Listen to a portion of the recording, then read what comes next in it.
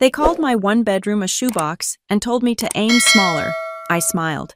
My family always used Grandma's estate as their favorite punchline, the fallen-down orchard, the worthless lake house.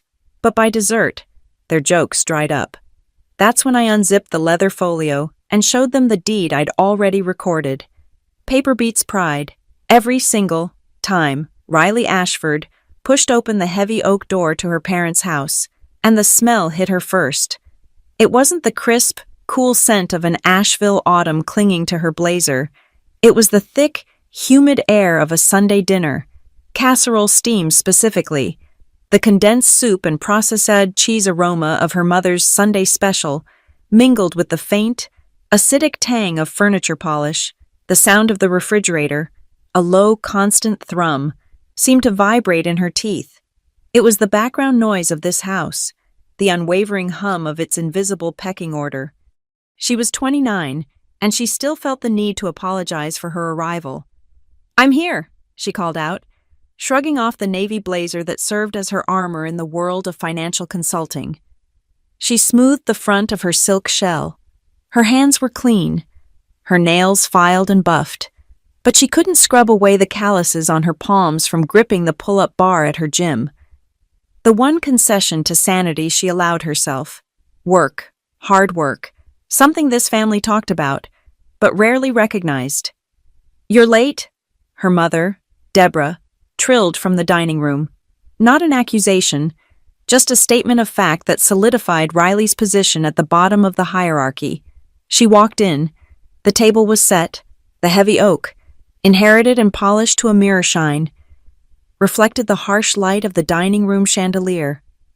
Her father, Carl, sat at the head, already digging into the rolls. Her Aunt Lou, Deborah's sister, was fanning herself with a napkin, though the room was barely warm. "Riley, darling, you made it." Aunt Lou's voice was syrupy. "Hi, Aunt Lou? Dad?" Carl grunted, his attention on the butter.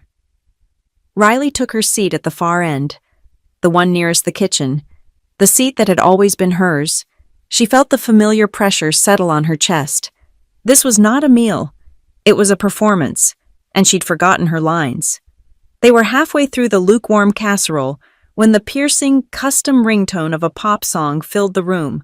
Carl fumbled for his phone, his face lighting up with a performative brightness. "Ah, it's our star." He propped the phone against a water glass. Savannah's face, perfectly lit and filtered even on a Sunday evening, beamed at them. She was 27, a successful lifestyle and wellness influencer, and had not attended a Sunday dinner in person in over a year. "Hi, Daddy. Hi, everyone." Her voice was a high-practiced chirp. "Sorry I couldn't be there. I'm just swamped with this new brand deal. It's insane." "We understand, honey," Deborah said, leaning into the frame. "You're building an empire." "Totally." "Oh, is that Riles?" Savannah zoomed in, the pixelated image of Riley's face filling the screen. "I was just showing my followers the cutest little apartment tour, and it made me think of you. Hold on. Let me show everyone." The screen flipped. Riley wasn't sure what she was looking at, some curated corner of Savannah's loft, but then Savannah's voice returned, dripping with faux sympathy. "I was just telling them about your place. So cute. So compact." Riley felt the air tighten. She looked down at her plate. "Wait, Riles, you're still in that shoebox?" Savannah asked. Her laugh was light, airy, and brutal. It was a spark in a dry forest. Aunt Lou snorted first, a quick, sharp sound she tried to cover with her napkin. Carl let out a rumbling chuckle. "Now, Savannah, be nice." "What I am being nice," Savannah protested, her filtered eyes wide. "It's just, at your age I'd be claustrophobic. Where do you even put your things? Or, a guest?" The forks had all paused. The only sound was the refrigerator's hum and Savannah's tinkling laughter through the tiny speaker. "Starter life, starter dreams, I always say," Aunt Lou muttered into her glass of sweet tea, fanning herself with renewed vigor. "Some people just aim smaller. It's fine." Riley felt the blood rush to her face, a hot, prickling wave. She gripped her fork, pressing her thumb against the tines. She recognized this script. This was the public execution, the part where her perceived failures were laid bare to justify what came next. Deborah and Carl exchanged the look. Riley knew it well. It was the look they had practiced, the silent communication of a speech rehearsed in the privacy of their bedroom. You handle this part, I'll handle that part. The laughter about her apartment died, replaced by a different kind of silence, a heavy, expectant quiet. Well, Carl said, clearing his throat and placing his napkin on the table. Speaking of property, Riley's stomach tightened. Here it comes. We were just discussing Grandma Evelyn's old place, Deborah added, jumping in smoothly. That derelict old orchard. Such a shame, Aunt Lou sighed. All that land, just rotting. And that lake house, full of spiders, I imagine. We'll have to figure something out after probate. Of course, Carl said, waving a dismissive hand, as if probate were a minor inconvenience, a bit of paperwork before the real business could begin. Riley looked across the table at her younger brother. Grant, at 19, was the only one not participating. He was slouched in his chair, thumbs flying over his phone, pointedly ignoring the conversation, but as Carl spoke, Grant's eyes flicked up. He met Riley's gaze.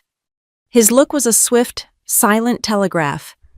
Half apology, half warning. Then, under the table, she felt a sharp kick to her ankle. It wasn't hostile. It was a jolt, a coded message. Keep cool. Don't react. Don't give them the fight they want. Riley took a slow, silent breath, uncurling her fist from the fork. I've been running some numbers, Carl announced, leaning forward. He was in his family patriarch mode now. The provider, the planner. That Hollis Orchard property, it's just sitting there, dead weight. Grandma let it go, bless her heart. But it's an asset, and this family, he paused for dramatic effect, needs to leverage its assets. What we're thinking, Deborah said, picking up the thread, is a unified family plan. We sell the orchard.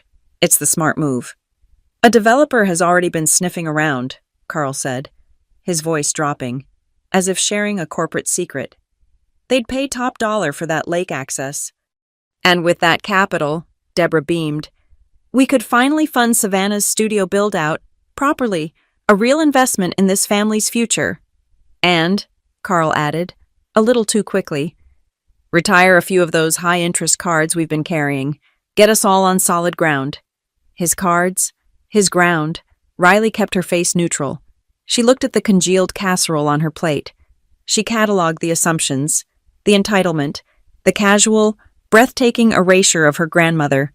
She waited until the silence stretched, until they were all looking at her, waiting for her to nod, to agree, to be the compliant. Smaller dreaming daughter, she lifted her head. Her voice, when it came out, was crisp, cool, and devoid of the heat she felt in her chest. It was the voice she used with her clients. You're sure we own it free and clear? The question landed like a stone in a quiet pond. Aunt Lou gasped, offended on their behalf. Carl's jovial mask slipped. A boisterous, forced laugh erupted from his chest. Of course we do. What kind of question is that? Riley, it's family land. It's been in the Hollis family for 100 years. It comes to us, to me and your mother. That's right, Deborah said, but her smile was brittle. The rehearsal hadn't accounted for this. We're just waiting on the probate court to finalize the transfer. But, sweetheart, Deborah continued, shifting seamlessly from defense to offense. Her tone became a high, thin whine of practiced sympathy. That's exactly why we're so worried about you.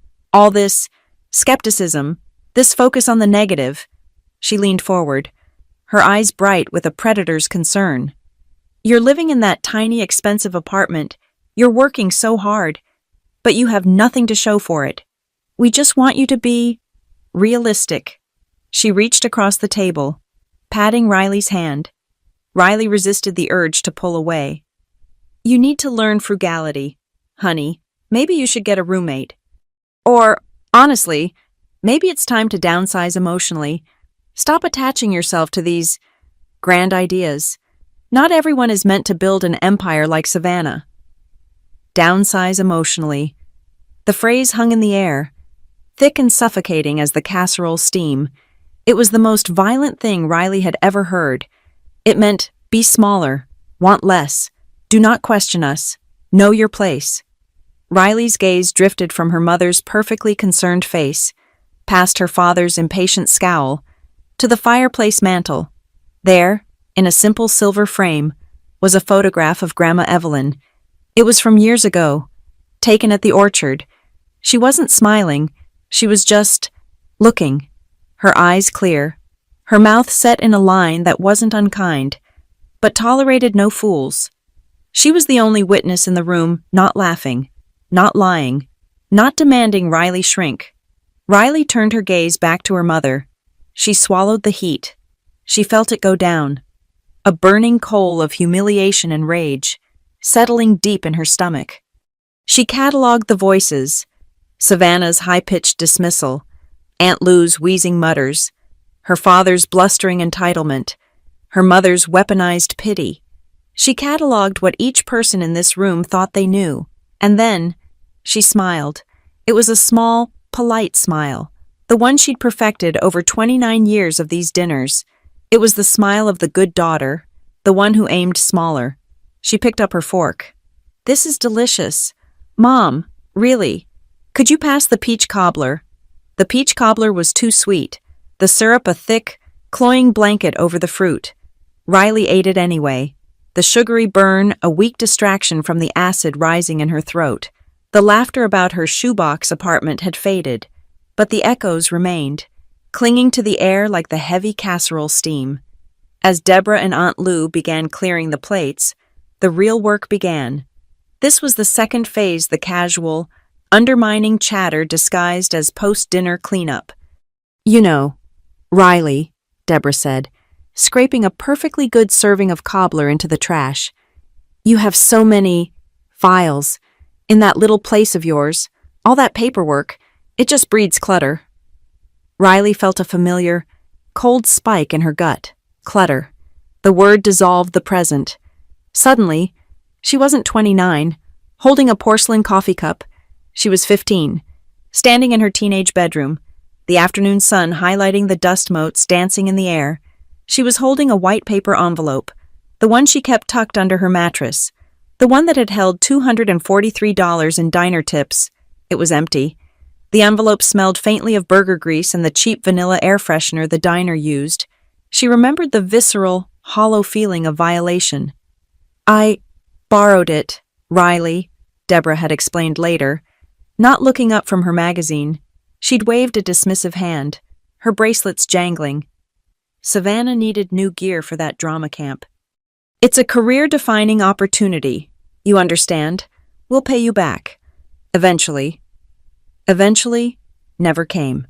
Savannah's career-defining camp had resulted in a portfolio of blurry headshots and a demand for a new digital camera the following Christmas. Riley looked at her mother in the dining room, stacking plates with martyred precision. Paperwork breeds clutter. Her mind translated the phrase instantly, sharpening the 15-year-old memory into a 29-year-old directive.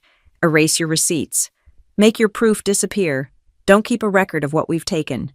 I manage, Riley said, her voice even. I like my files. Oh, I'm sure, Aunt Lou chimed in, carrying a stack of glasses.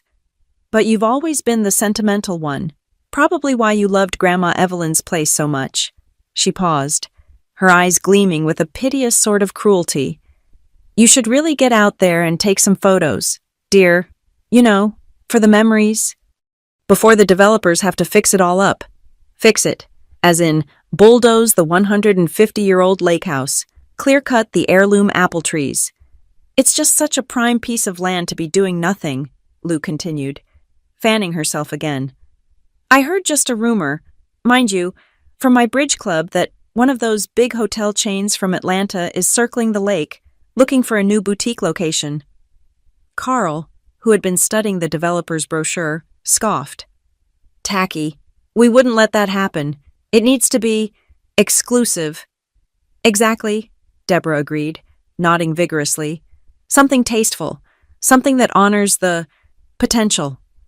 They pretended it was beneath them, but Riley saw it. She saw the shared, greedy glance between her parents. They were calculating.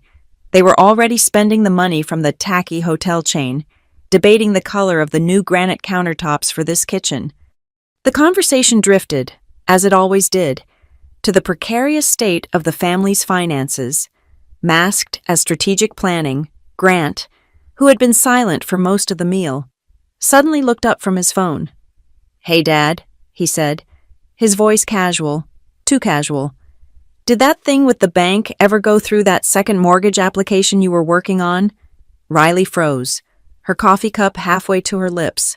A muscle in Carl's jaw jumped, but he covered it with a broad, paternal laugh. "Just exploring options. Sun-smart businesses always keep a line of credit open. Diversifying our portfolio." It was a word salad of financial buzzwords he'd picked up from a golf buddy, but Riley saw the truth. His calm was feigned, a thin coat of paint over stressed wood, a second mortgage application, which meant the first one hadn't gone through. Or more likely, it had been rejected. The bank, unlike her family, actually read the fine print. They would have run a title search. They would have hit a wall. "Exactly," Savannah's voice burst from the phone, seizing the lull. "And speaking of smart business, Daddy, let me show you the real projections for the studio. I updated the brand deck."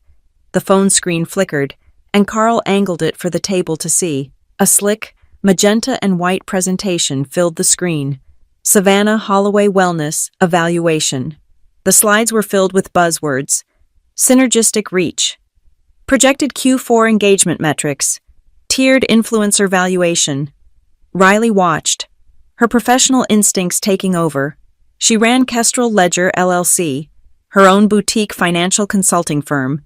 She spent her days untangling the chaotic books of startups and small businesses.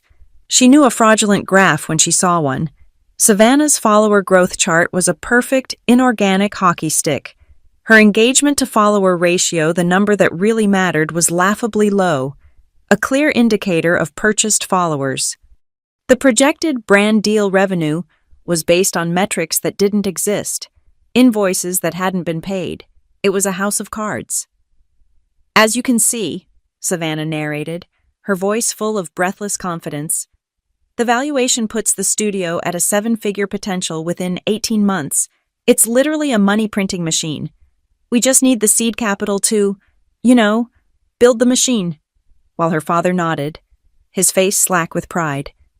Riley slipped her hand into her blazer pocket. Her thumb found her phone, under the cover of the oak table. She unlocked the screen. Her fingers were steady, the calluses on her palms grounding her. She opened a new, encrypted message. To Maya Torres. Subject, new file, body. Need a quiet forensic look-see, family LLC, potential asset fraud, urgent. She pressed send.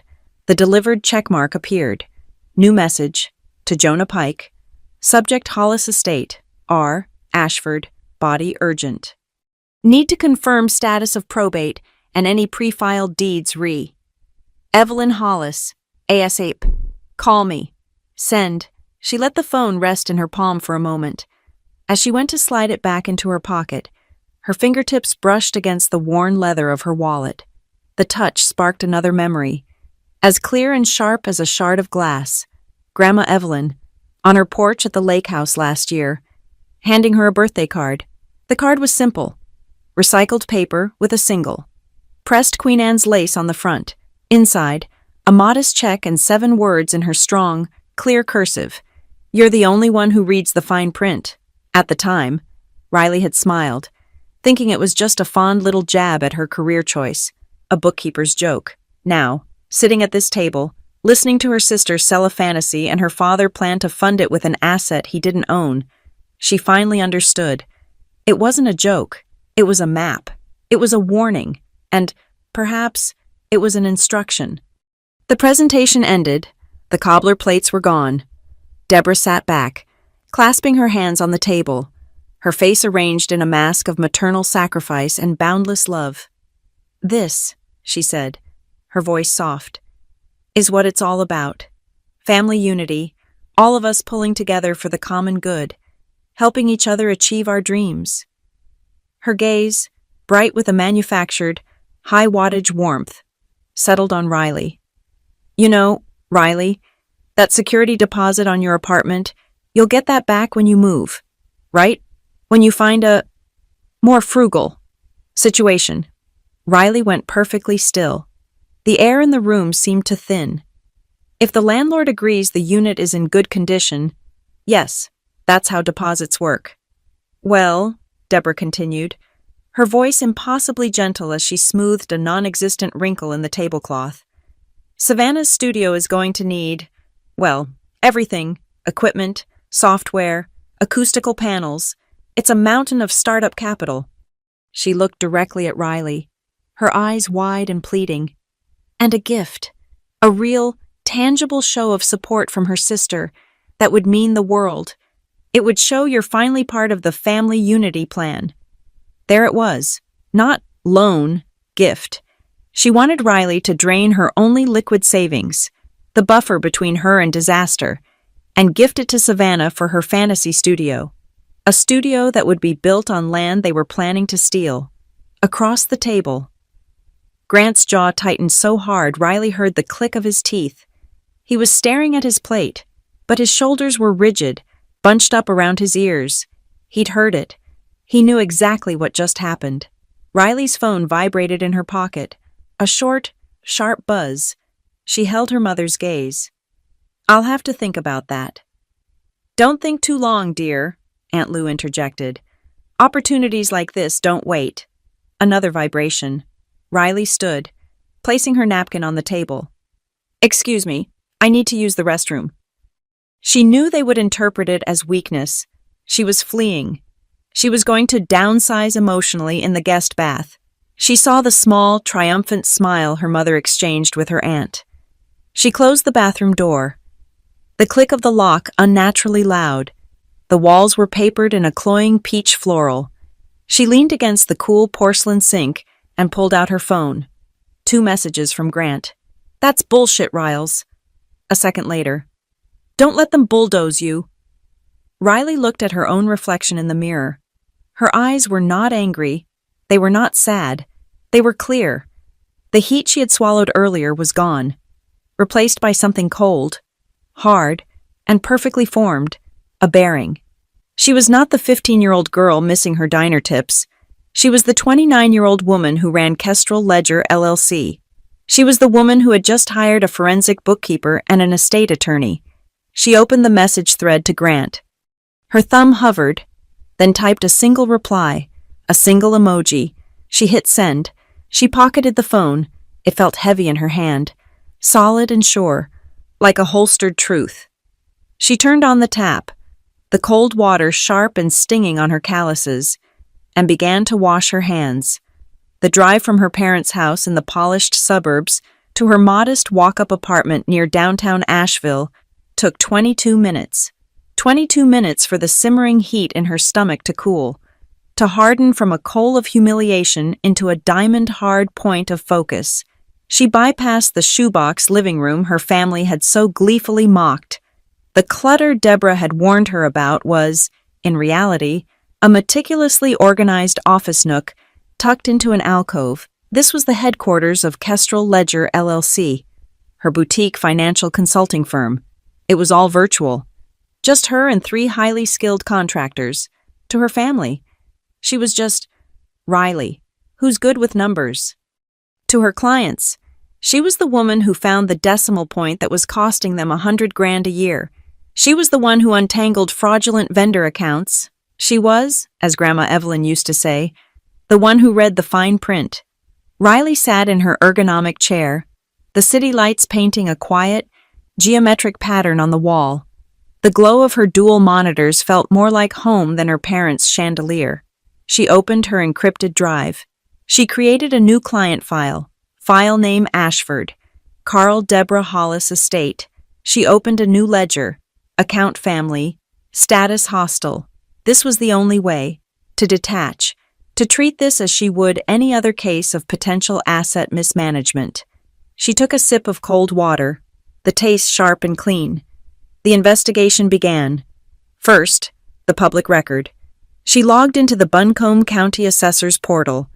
She typed in the address for Hollis Orchard. The parcel ID number popped up. She cross-referenced that ID with the county's Register of Deeds portal. She ran a standard lien search first. Her breath caught. Nothing. No second mortgage. Grant had been right to be suspicious. Carl's application must have been rejected, but why a bank wouldn't reject a loan on a valuable, paid-off property unless there was a title issue?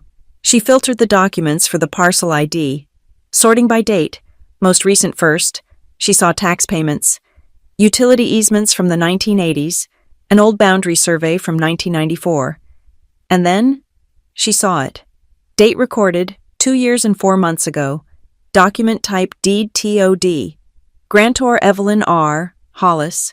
Riley's mouse hovered over the link, her finger trembling slightly. A transfer on death deed. A simple, powerful legal instrument that conveys property at the time of death, completely bypassing the messy, public, and contestable process of probate. It was a sniper rifle of an estate tool. She clicked the PDF link. The scanned document filled her screen. The county recorder's timestamp a digital seal in the corner. She read the legal description, her eyes scanning the metes and bounds, the familiar language of thence north 88 degrees, to a stone marker, and then the beneficiary clause. Upon the death of the grantor, Evelyn R. Hollis, all right, title, and interest in the aforementioned property shall be conveyed to and vest immediately in the following beneficiary, Riley M. Ashford. She read it again, and a third time. The letters didn't change. Her, not the Ashford Family Trust, not my children, Carl and Deborah, just Riley M. Ashford. Her vision tunneled. This wasn't a mistake. This was a plan. Grandma had done this over 2 years ago. She had sat at this table, listened to the same condescending remarks, the same greedy plotting, and she had quietly, legally, and definitively disarmed them all. Riley scrolled to the second page. A writer. Her breath hitched. It wasn't just the land, including all appurtenant rights, specifically Hollis Orchard, the residential structure known as the Lake Parcel, and all associated water rights. Water rights. In North Carolina, that was a massive, separate value. She scrolled further. A second, attached document, filed the same day. Document type Declaration of Easement. It described the single paved road that led from the main highway into the orchard, the road Carl had so confidently pointed to on his developer plan. Said access easement shall be under the sole control of the owner of parcel ID, the parcel Riley now owned, no commercial or heavy equipment access permitted without written consent of the owner.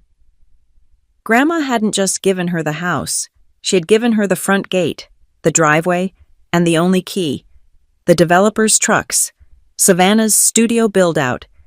None of it could happen without her signature, a signature she would never give. The next logical step clicked into place in her professional brain. Liabilities. She switched back to the county tax assessor's portal. They'd called the place derelict, rotting.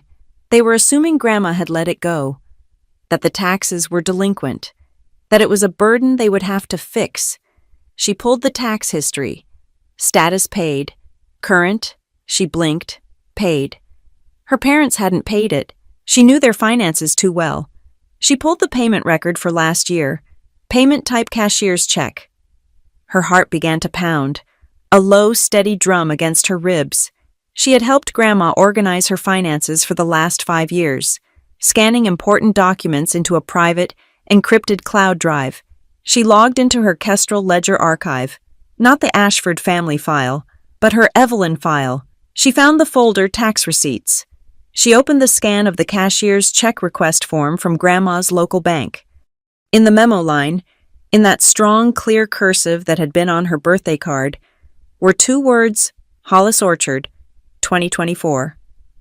Grandma had been paying it all along, quietly, with a financial instrument that couldn't be traced to a personal bank account her parents might try to access. She was keeping the title clean, and waiting for Riley. Riley's fingers flew across the keyboard. Validate, verify, the probate court portal. She searched for Evelyn Hollis's estate.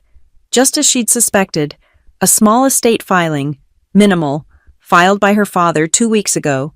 It listed personal effects clothing, furniture, and one checking account. Value approx. $4,000. That was it.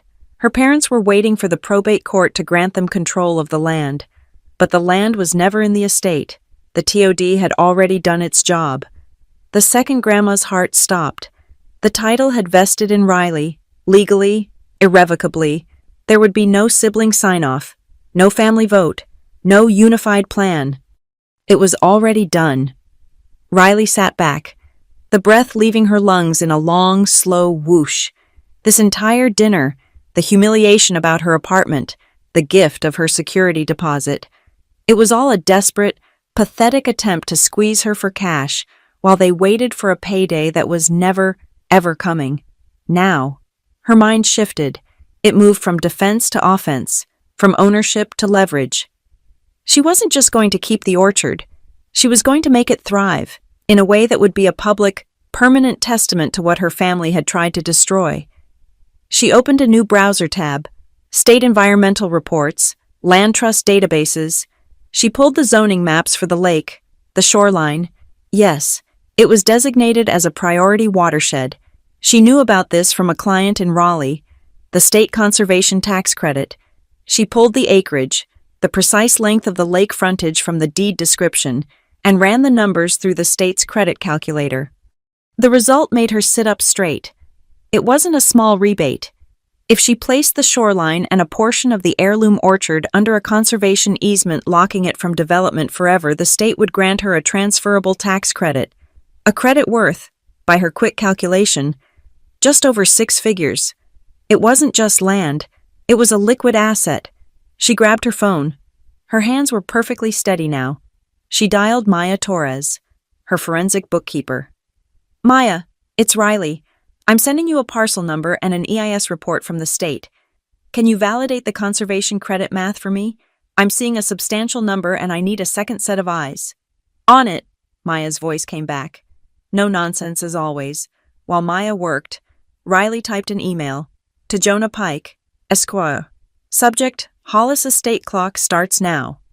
Jonah, I have in hand a recorded transfer on death deed from Buncombe County, filed 2 years ago, naming me as sole beneficiary for the Hollis Orchard property. Grantor, my grandmother is deceased. I need you to confirm validity and priority over any subsequent probate claims from my parents who have opened a small estate file. The exact procedure and timeline for recording the supplemental affidavit of death to finalize the title transfer. Draft standard. Notice of ownership change language for utilities, banks, and any interested third parties. I need this yesterday. Riley. She hit send. Her phone buzzed. A text from Maya. You're not crazy. You're conservative. The state registrar loves shoreline parcels. Numbers are clear. It's gold. Riley, go get it. Riley closed her laptop. The screen went black, reflecting her own face. She saw the girl in the shoebox, the girl who was supposed to downsize emotionally. She stood up and walked to the small bookshelf by her desk. On the top shelf sat a dented, floral-patterned metal recipe box. It was one of the few things she had taken from Grandma's kitchen after the funeral, before her mother could declutter it for an estate sale. She opened the lid. The smell of cardamom, dried ink, and old paper wafted out. She flipped past Sunday Chicken, past Apple Brown Betty, and there, tucked in the very back, behind Peach Cobbler, was a single, folded sheet of Grandma's thick, cream-colored letterhead. Riley unfolded it. It wasn't a recipe. It was a note, just 6 words, in that strong, familiar cursive. If they laugh, hand them paper. Riley stared at the note. It was permission. It was the strategy. It was Grandma's last, whispered instruction. The paper in her hand began to shake, a small, violent tremor. It wasn't fear. It was the release of 29 years of swallowed heat. It was the adrenaline of a fight she finally had the tools to win. She stood there, in the quiet of her shoebox apartment, staring at her grandmother's words, until her hands, at last, were perfectly, terribly still. The next morning, sleep felt like a tactical error she couldn't afford. Riley was at her desk by 7:00 a.m., coffee black and scalding. The shoebox was humming with quiet energy. Kestrel Ledger LLC was, for today, a command center. Her phone, set to silent, lit up at 8:05 a.m. exactly. Jonah Pike. "Good morning, Ms. Ashford." Jonah was all business, his voice a dry, comforting rustle of legal paper. "I reviewed the deed you sent. It is, in a word, ironclad. The TOD was filed correctly, notarized, and properly recorded 2 years ago. It has absolute priority.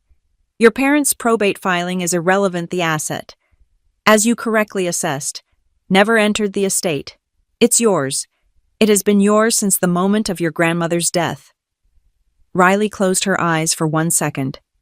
The confirmation was a steel rod settling into her spine. "What's the next move?" "Immediate recording of the supplemental affidavit," Jonah said. "It's the formal notice to the county that the transferor, your grandmother, is deceased, which officially clears the title into your name for all public-facing purposes. It's a housekeeping measure, but it's the one that slams the door. I have the document drafted. You need to sign it, have it notarized, and get it to the Register of Deeds. Today. I'll have it filed before lunch." "Good," Jonah said. "Once that's indexed, any title search run by any bank, developer, or creditor will list you, and only you, as the fee-simple owner. Their redevelopment plan will hit a brick wall so fast, it'll give them whiplash. The clock, as you said, is running." 10:12 a. Riley was standing at a small glass counter at a shipping center 2 blocks from her apartment. The notary, a woman with tired eyes and a surprisingly forceful grip, had already reviewed her driver's license. "Sign here," the woman said, tapping the line on the affidavit of death of transferor. Riley uncapped her pen. Her signature was firm. Riley M. Ashford. It looked different on this document. Heavier. The notary pressed her embosser into the page. The chunk of the stamp was a sound of finality. It was a lock turning. "Thank you," Riley said, sliding the document into a pre-addressed courier envelope. She paid for the Priority 1 delivery to the Buncombe County Register of Deeds. The clerk promised it would be there by 11:30 a.m. As she walked out into the bright, cool morning, she felt lighter. The first piece of paper was in motion. 11:40 a.m. Back at her desk, Riley's screen showed the county's e-filing portal. She uploaded the second set of documents Jonah had prepared. Notice of ownership change. This one was for the utility companies, the tax assessor, the bank her father had tried to get the mortgage from. It was a polite, formal memo that said, "All previous contacts are obsolete. Speak to me now." Easement control statement. This one was the dagger. She attached the original easement declaration Grandma had filed. Her new statement simply affirmed, as the new owner, that all access rights to the paved road were under strict review. No commercial, construction, or heavy equipment access will be permitted until a full safety and impact review is completed by the owner. She clicked Submit. The portal flashed a confirmation: documents received, pending index, estimated indexing 24 hours. The public record was now catching up with the truth. Noon, time to build the fortress. Riley pulled up the number for the Blue Ridge Land Trust, a regional nonprofit she'd long admired. She'd dealt with them once for a client. "Blue Ridge Land Trust. This is Sarah speaking." "Sarah, my name is Riley Ashford. I'm the new owner of the Hollis Orchard property on the north shore of the lake. I'm calling to open a preliminary file for a conservation easement." There was a pause. The Hollis Orchard? We've had our eye on that parcel for years, Ms. Ashford," We were worried it was going to be sold for development. It's not, Riley said, the words tasting like victory. My grandmother, Evelyn Hollis, preserved it for a reason. I intend to make that preservation permanent. I want to lock the shoreline and the heirloom apple trees from any future development, permanently. We would be thrilled to begin that conversation, Sarah said, her voice electric with enthusiasm. Can I send you the preliminary application packet? Please, Riley said. I'll have it back to you by end of day. She hung up and smiled. This wasn't just defense. This was purpose. 1:15 p.m. With the land trust packet open on one screen, Riley opened the North Carolina state tax portal on the other. She was now the owner of a parcel pending conservation. This made her eligible. She filled out the application for the state's conservation tax credit. She attached the deed, the affidavit, and her preliminary file number from the land trust. She typed in the acreage, the precise feet of protected shoreline. She ran the numbers one last time. Projected certificate value, redeemable over 3 years, $240,000. It wasn't just a shoebox apartment anymore. She now commanded a $250,000 asset, created from the very land her family had called worthless. She clicked Submit. 2:05 p.m. Liabilities. Ownership wasn't just a privilege. It was a stack of responsibilities. That derelict lake house was now her derelict lake house. Her problem. Her liability. She called her insurance broker. Hey, Mark, it's Riley Ashford. I need a new binder. Property. Another rental. No, personal acquisition. It's the Hollis Orchard on the lake. Riley, that's a big property. I thought your family. The title is solely in my name as of this morning. The policy lapsed last month. I need a new one. Full liability, structural, fire, and a rider for the unpaved access roads. And I need it live, as soon as possible. Let me run this. Okay, it's an older structure, so the premium, here we go. I can bind it. Coverage will be live at 2:30 p.m. today. You are covered. Riley. Send me the declaration page, Riley said. Thank you. Mark. Another piece of paper. Another wall. 3:00 p.m. Knowledge is leverage. Her family had used ignorance and assumption as a weapon. Riley would use data. She commissioned a Phase 1 environmental site assessment from a reputable local firm. It was an expense, but a necessary one. She needed to know what was really there. Leaking oil tanks. Old pesticides from the orchard. I need the standard report, she told the scheduler. Any recognized environmental conditions, I need it rushed. This wasn't just for her. It was for the bank. It was for the land trust. And it was for the moment her father would inevitably claim the land was an unsalvageable toxic dump that had to be sold. She wanted the report that said, in clinical, third-party language, no, it's clean, it's valuable. 3:42 p.m. Time to project authority. She opened a blank document. She did not write, Dear Dad. She drafted 2 letters. The first was to the developer her father had mentioned. The second was to the local heavy equipment and excavation company she knew he always used. The language was cold, professional, and copied directly from Jonah's templates.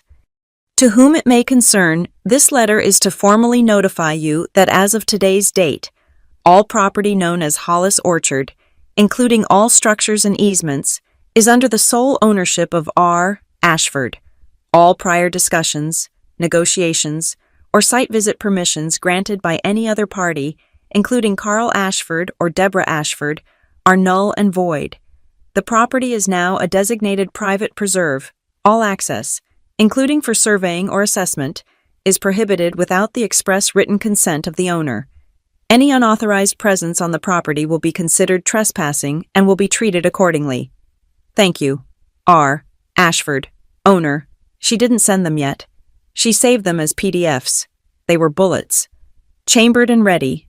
4:10 p.m. The digital walls were up. Time to build the physical ones. Riley was on the phone with a local survey supply company. Yes, I need 58-foot steel T-posts and 20 rolls of high-visibility orange flagging. She paid with her Kestrel Ledger credit card. Next call, a local sign printing shop. I need 10 signs, 24 by 24 aluminum, weatherproof. I need them by tomorrow. She emailed the file. The text was simple, black, and bold. Private property, no trespassing. This land is a protected area, the Hollis Preserve. Owner R. Ashford. She'd post them herself. 444. The final piece of the financial puzzle. The conservation tax credit was a $240,000 asset. It was real. It was bankable. Riley logged into her business banking portal for Kestrel Ledger LLC. She navigated to her line of credit. It was a modest line, secured by her firm's receivables. She uploaded the preliminary approval from the land trust and the state tax credit application. She sent a message to her small business banker. Hi, Helen. I'm updating my firm's collateral file. We've secured a new asset, a $240K state conservation tax credit, certificate pending. I'd like to use this to collateralize an increase in our operating line of credit.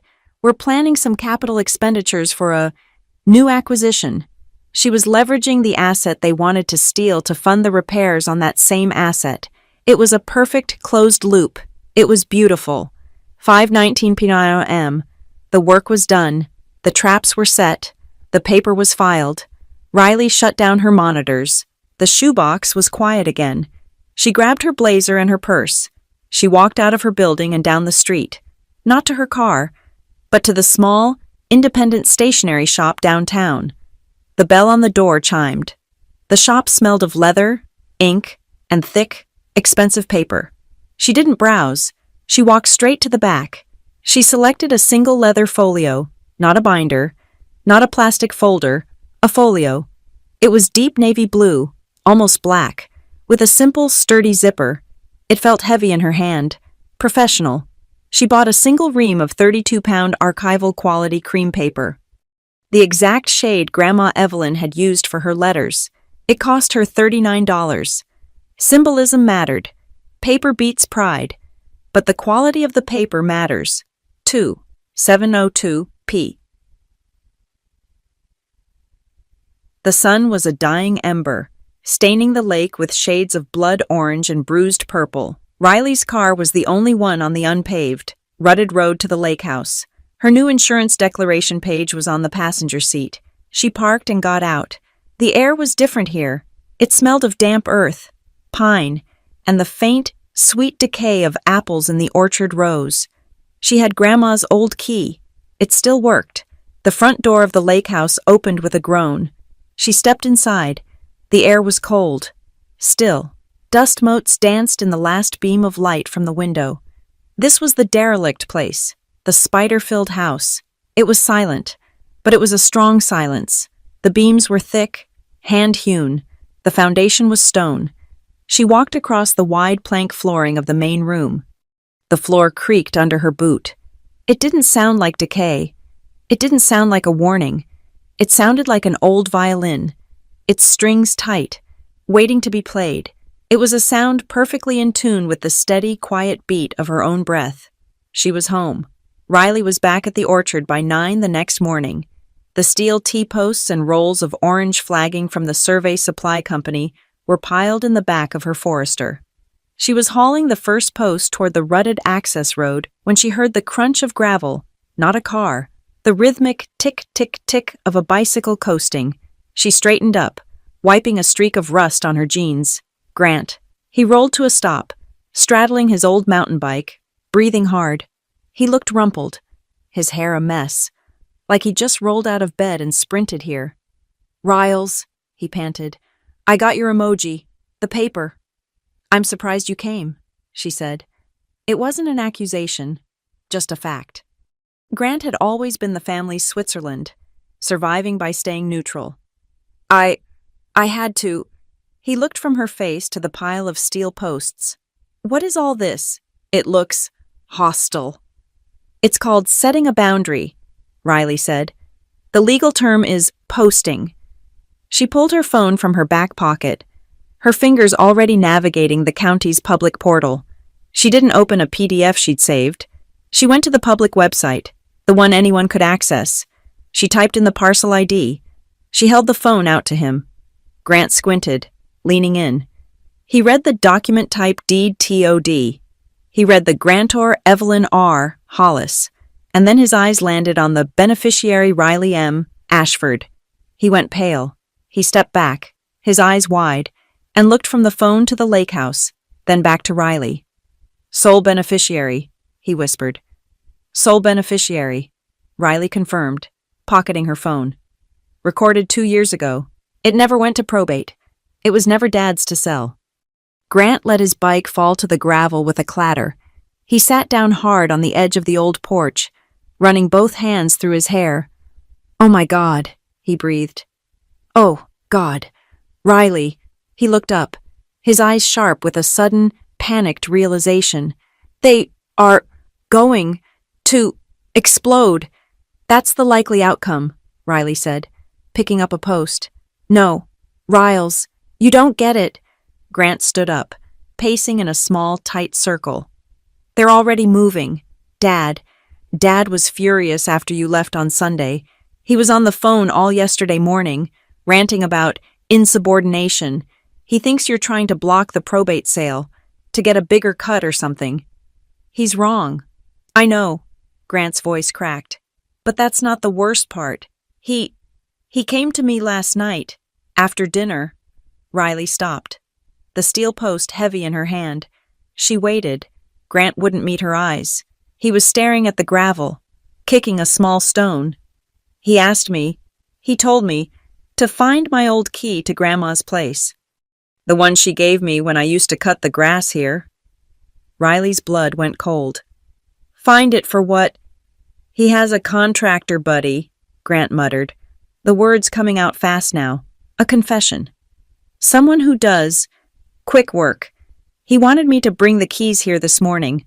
Let the guy in, to assess the demo costs. He said, 'We need to get ahead of this. Grant, show the developer we're serious.' He was going to start gutting it. Riley, without permission, without probate, without anything." So her father's plan to retire a few cards had escalated to illegal demolition. "What did you tell him?" Riley's voice was quiet. "Dangerous." "I lied," Grant said, finally looking up. His eyes were miserable. "I told him I lost the key years ago. He got pissed. He said I was useless, just like my sister, and he stormed off. Said he'd just handle the locks himself." Riley let out a breath she hadn't realized she was holding. "Thank you for telling me, Grant. He was just going to do it. He didn't even think to ask." "That's the problem," Riley said. "He thinks this is all his, that we are all his. He's been operating on assumptions his entire life. Grandma knew that. So, the TOD, the transfer on death thing, what is that? What does it mean?" "Exactly." Riley leaned the post against the porch. She sat down next to him, close enough for him to feel like an ally, not an enemy. She put it in plain English. "It means Grandma gave me the house, the orchard, and the lake, directly, like handing me a sealed envelope and telling me not to open it until she was gone. The will, the probate court, Mom and Dad's family plan, none of it matters. It's like it's in a different universe. The law sees her, and it sees me. No one else is in the room. The house was mine, legally, seconds after she died, and they've been trying to sell, and spend, and downsize my life, based on a fantasy." Grant nodded, absorbing it. He looked relieved. The confusion and fear were draining away, replaced by a slow, dawning clarity. "She knew," he said. "She knew they'd do this." "She knew," Riley affirmed. "She was the only one who ever read the fine print." "So what now?" "Now," Riley said, standing up and grabbing her phone. "I make the walls visible, and I change the locks." She made the calls from the porch. Grant sitting quietly on the steps, listening, first, to Maya Torres, her forensic bookkeeper. "Maya, you had a look at that brand deck." "Riley," Maya's voice was crisp, crackling with professional disdain. "It's not just a brand deck, it's a work of fiction. The metrics are inflated by at least 300%. The follower graphs are a joke. She bought a 50K bot block from a server in Estonia, but that's not the fun part. There's a fun part. Her projected revenue is based on 3 major brand deals. I checked with my contacts at 2 of them.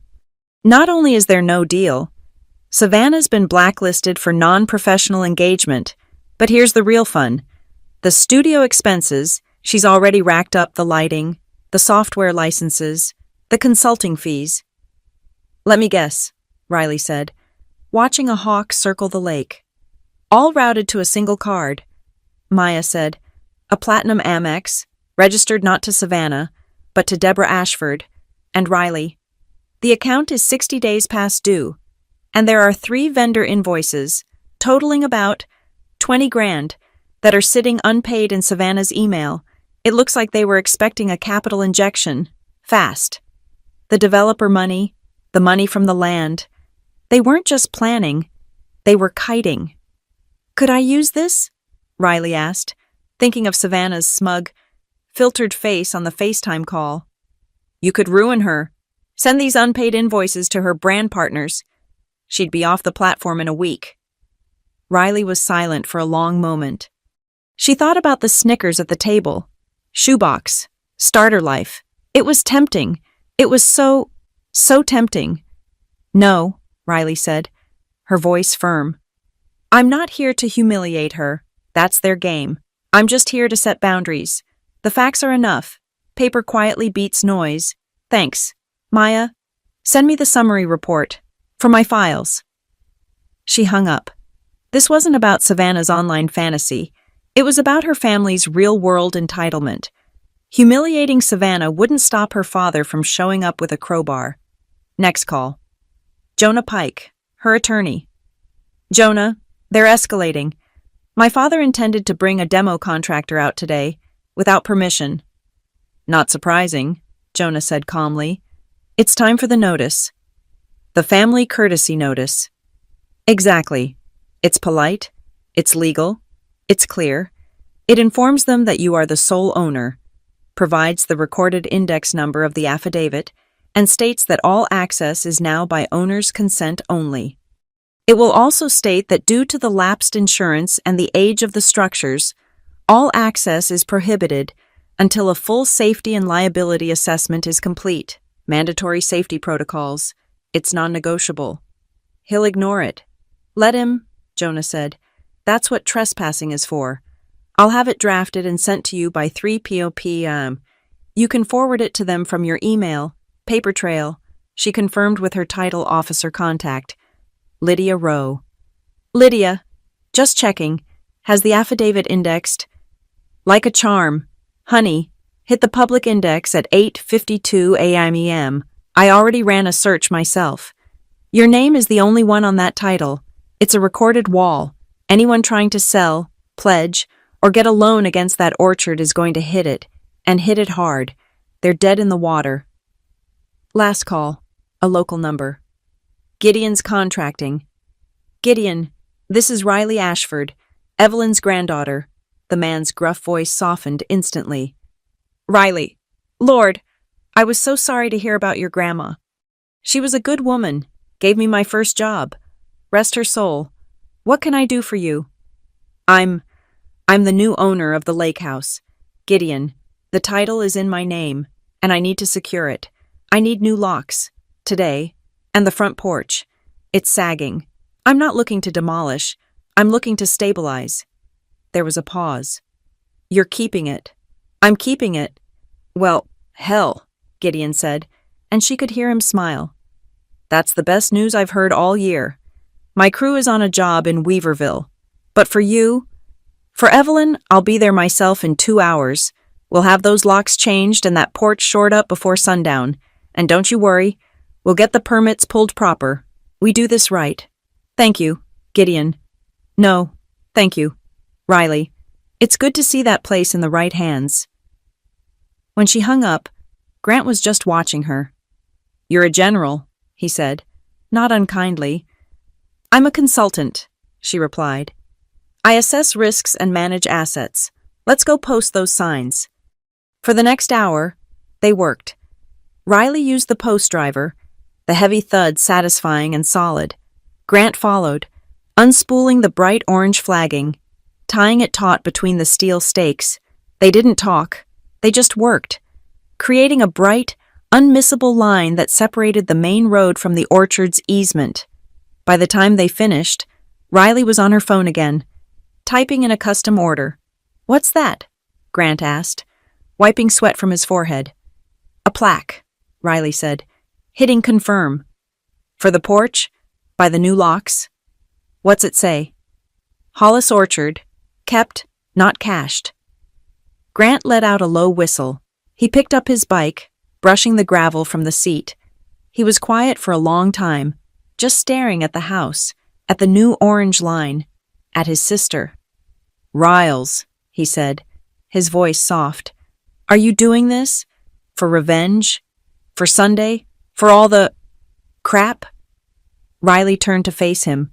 The sun was high, and it lit the side of her face, making her look stark and clear. She thought about the shoebox comment. She thought about the stolen diner tips. She thought about the demand for her security deposit. "No," she said. "Revenge is about the past. This is about the future. I'm not doing this to get back at them. I'm doing this because they're wrong, and because they were so loud and so confident in their laughter that they never stopped to read the fine print. I'm doing this for truth, and I'm doing this for Grandma." Grant nodded. A slow, understanding nod. He got it. "She picked the right one," he said. He looked exhausted. Riley looked at him, really looked at him, the 19-year-old kid, caught between his parents' bluster and his sister's iron will. "Come on," she said, nodding to her car. "You look starved. I'll drive you back to your dorm. We can stop at the gas station." Minutes later, they were sitting on the tailgate of her Forester at a gas station halfway back to town. The no trespassing signs were in the back, ready for Gideon to post. They were sharing a bag of sour peach rings, the chemical tangy sugar coating their fingers, and for the first time in months, maybe years, they were laughing, really laughing, about a stupid professor Grant had, about a client Riley had to fire, about nothing. It was easy. It was light. It was the first honest moment they'd shared since they were kids, before the family pecking order had been so ruthlessly enforced. A cool breeze blew through the open lot, carrying a smell from a nearby bakery. It was sharp and sweet. Cinnamon. Riley closed her eyes, letting the sun hit her face, the sticky sweet peach ring on her tongue. That's what this felt like. Not revenge, not anger. The wind blew again, carrying that warm, sharp, undeniable smell. Riley decided that must be what dignity smells like.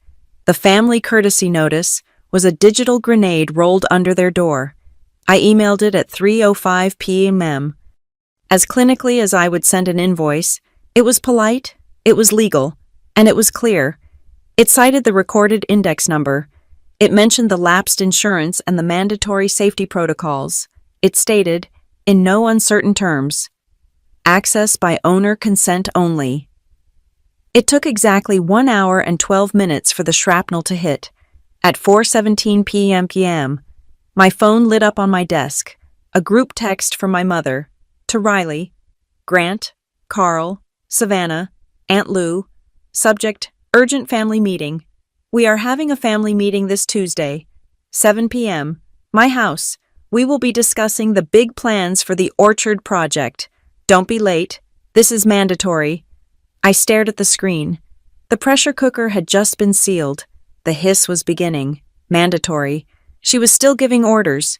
She had read my legal notice not as a fact, but as a negotiation, a suggestion from her difficult, emotional daughter.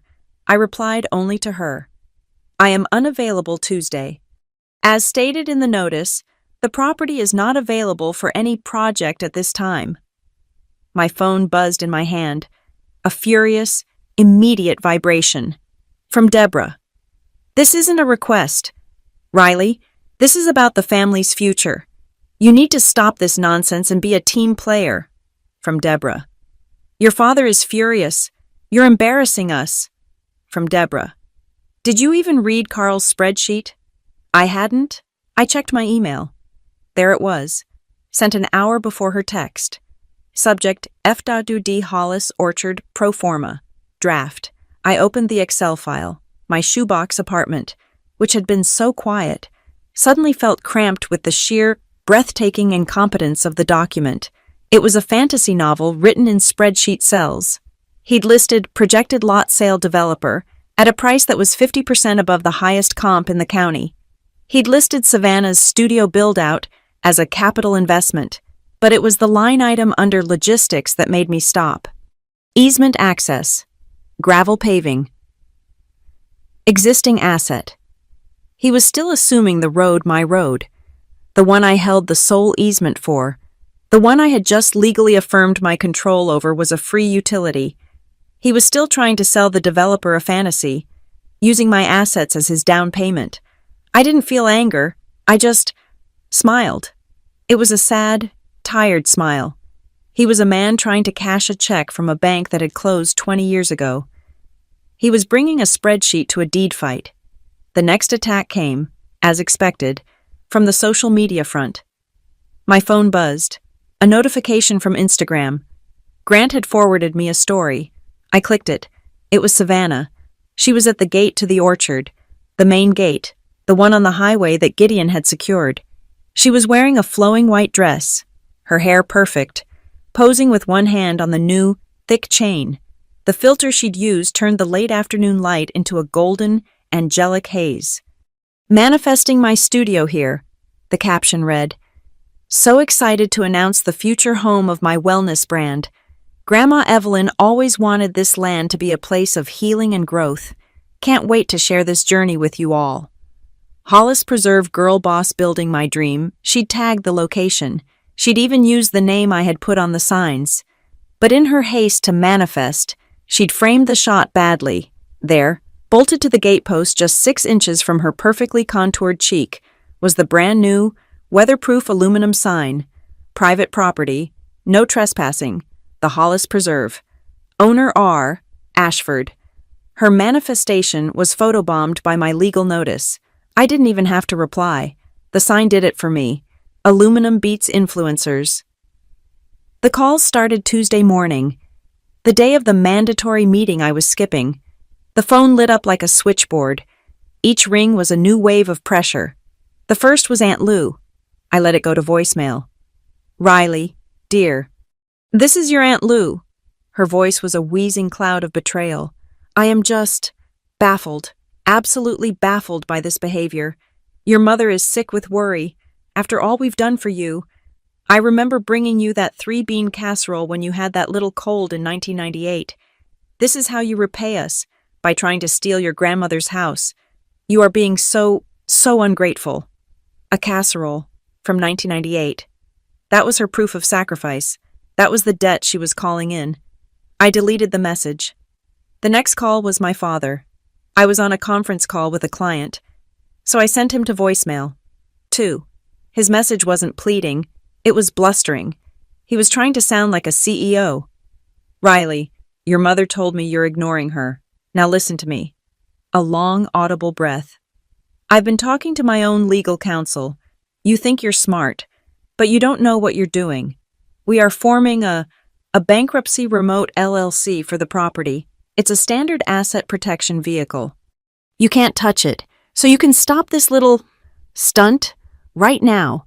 We're having the meeting tonight, and you will be there, or we'll proceed without you. Don't be stupid. I almost laughed. Bankruptcy remote LLC. He'd clearly Googled how to protect assets from creditors and picked the most impressive sounding phrase. He was floating buzzwords as if they were magic spells, as if saying the words LLC could somehow bulldoze a recorded transfer on death deed. He was trying to form an LLC for a property he did not own. It was like trying to take out a car loan for my neighbor's Toyota. Minutes later, a text from my mother. The bad cop was done. Here was good cop. Riley, honey, please, let's just talk. Your father is just stressed. He's trying to do what's best. We don't want to fight. We can all find a way to share this. Grandma would want all of us to benefit. I stared at that word. Benefit. I heard benefit and my mind translated it instantly, just as it had translated clutter into erase your receipts. Benefit meant bleed. She wanted us all to bleed the land, bleed its value, bleed its equity, bleed every last cent Grandma had so carefully preserved, and pour it into Savannah's failing brand and my father's bad debts. My phone rang again. A different number. Jonah Pike. I picked it up. "They're active," I said. "I know," Jonah's dry voice replied. "They just tried to file an emergency lis pendens against the property." My blood ran cold. "What?" "Don't worry. It was rejected. The clerk kicked it back in 20 minutes.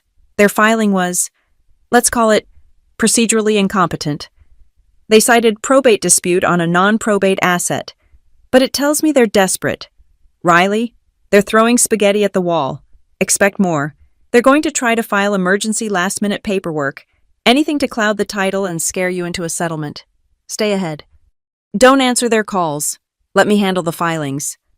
"Understood," I said. "They're panicking. Panicked people are dangerous. Stay sharp." We hung up. The pressure was immense. This was the stage of the fight where they tried to make it so loud, so messy, so expensive, that I would just give in to make the noise stop. I was checking a data file for a client when another, more urgent alert pinged. An email from Maya. Subject, red flag. Urgent. My heart hammered against my ribs. I opened it. Maya had set up a credit alert on my parents, tied to the property's parcel ID. "Riley, your mother just applied for a home equity line of credit HELOC from First National Bank. It's a rapid approval application, and guess what she listed as adjacent collateral on the form? The Hollis Orchard. It's nonsense, legally." Maya's email continued. "They'll run a title search and shut it down immediately. But if it gets in front of a lazy underwriter, they might just see the Ashford name, see the adjacent note, and approve a small draw before the title search is complete. It's a long shot, but it's dangerous. They're trying to get liquid. Now, this was it. This was the real crime. Not just bluster and spreadsheets. This was attempted fraud. They were trying to borrow money against my house. I didn't panic. I didn't call my mother and scream. The heat I'd swallowed on Sunday had become a cold, efficient engine. I opened a new, blank document. I typed. I pulled the recorded affidavit index number. I pulled the insurance binder declaration page. I pulled the filed easement control statement. I drafted a one-page letter. It was polite, devastatingly professional, and colder than the lake in winter, to underwriting department. First National Bank, reapplication by Deborah Ashford, SSN. Collateral listed as Hollis Orchard Parcel ID. Dear Underwriting Team, it has come to my attention that an application has been submitted by Ms. Deborah Ashford, which attempts to name the above parcel as collateral. Please be advised I am the sole legal owner of this property, as confirmed by the enclosed transfer on death deed and recorded affidavit index. Ms. Ashford has no ownership interest, financial stake, or legal authority whatsoever regarding this property. Any attempt to pledge this asset is fraudulent. The property is not, and will not be, encumbered. For your records, I have also attached the property's current insurance binder and the filed notice of ownership change. Please govern yourselves accordingly. Sincerely, R. Ashford, owner, Hollis Preserve. I found the email address for the bank's main underwriting inbox. I hit send, the bank's automated reply. "Thank you for your message. We will respond within 24 hours. Popped up instantly. I knew it wouldn't even take that long. I had just saved them from a massive compliance failure. The thud of their rejected stamp would be audible from my apartment. The mandatory Tuesday meeting came and went.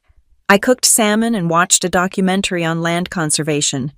My phone was silent. My father's bluster, my mother's pleas, my aunt's casseroles, they had all hit the wall of my one-page clarification. The silence lasted until Wednesday afternoon. A text from Grant. "You didn't come," I typed. "I was not required." He replied instantly. It was, "Bad. Riles, they are amped. Dad was throwing his phone. Mom was crying. Savannah was screaming about her brand reputation after her followers saw the no trespassing sign and started asking questions. I waited. "They're planning something else," Grant texted. "Another dinner. Thursday. Mom's orders. She said to tell you, dress to impress. She's inviting someone. The developer. Maybe I don't know. It feels like a trap. Be careful. Dress to impress." They were staging another performance, another public humiliation. They were going to try to ambush me, to pressure me in front of a stranger. A slow, cold calm settled over me. "Okay," I texted back to Grant. "Thanks for the heads up." I stood up from my desk. The pressure cooker was off. The noise was gone. I knew the final play. I walked to my closet and pulled out my tote bag. I opened my desk drawer and took out the navy blue leather folio, the one I'd bought at the stationery shop, the one filled with crisp, cream-colored paper. I carefully placed the folio inside the tote bag. I had my affidavit, my insurance binder, my easement declaration, my conservation credit application, my no trespassing sign photo, my correspondence with the bank. They wanted me to dress to impress.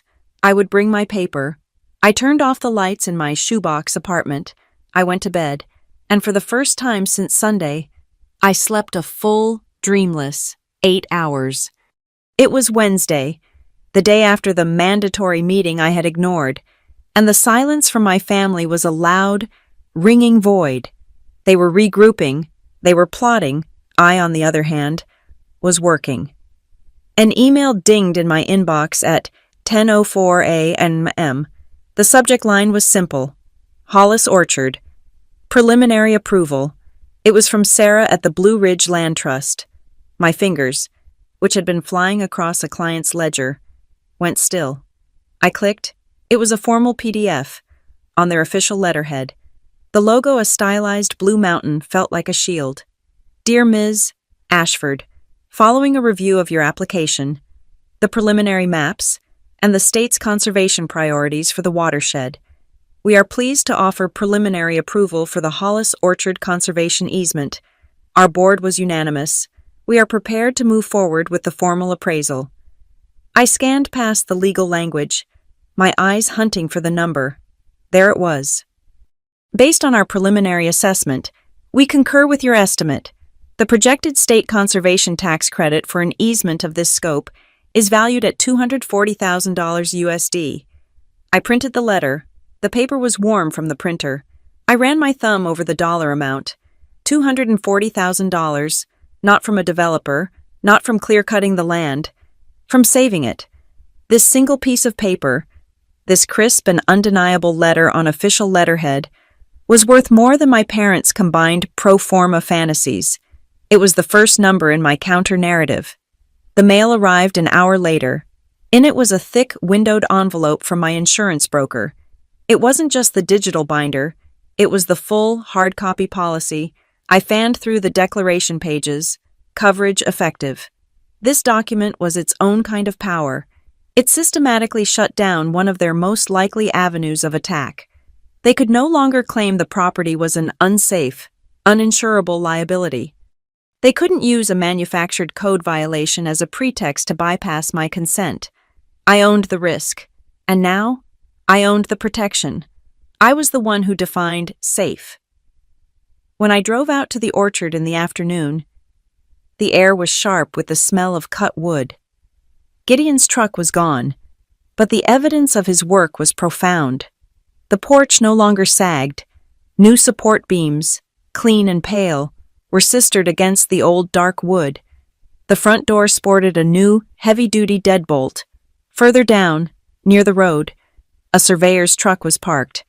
A man in a high-visibility vest was hammering the last stake into the ground. He'd flagged the entire easement path, the one Grandma had deeded to me. The line of bright orange tape, fluttering in the breeze, was like a shoelace pulling the whole story tight. It was a physical, unmissable, day-glow orange line. It transformed my abstract legal right into a very real, very clear boundary. My father's imaginary developer road now had a barrier he couldn't ignore. That night, I didn't work on my family file. I opened Grandma's.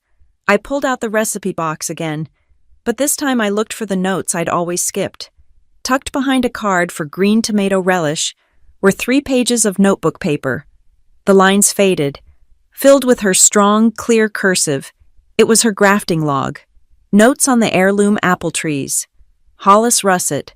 Graft 4 rootstock M111. Strong start. Good flavor. Keeps till March. I opened a new tab on my browser. Appalachian Heirloom Apple Project.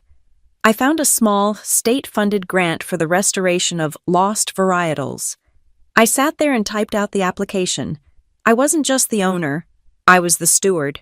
And when I got to the section for historical significance, I scanned Grandma's handwritten grafting notes and attached the file.